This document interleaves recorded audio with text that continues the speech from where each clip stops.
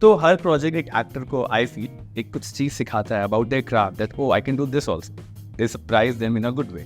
So what did Kartam Bhuktam teach you 3 की after doing this film आपको ऐसा क्या लगा कि oh this was very lovely to see?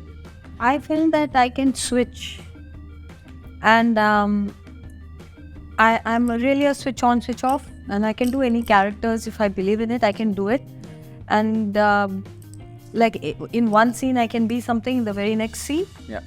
I don't need that time off and go away. But as long as I'm convinced of what I'm doing and my director knows what he wants me to do, that came together for me.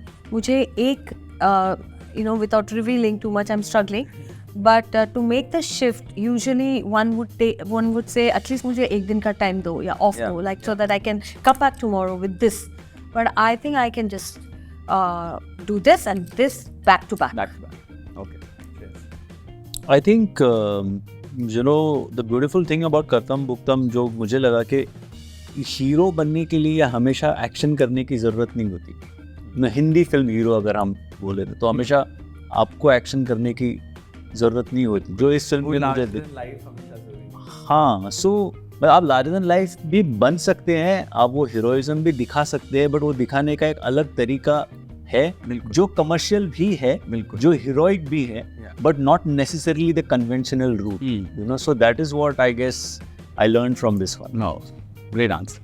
For me, I think that, as an actor, you're always chasing the length of the role, and you're always chasing, how much meat does the role have and how much screen presence do you have? That is a usual question of the lead actor or lead actress in a film or whatever. And for me, what I discovered about myself and what I took on as a challenge, I think, was the fact that so-and-so was very clear from the beginning that, okay, the length of the role is this much. What can you do?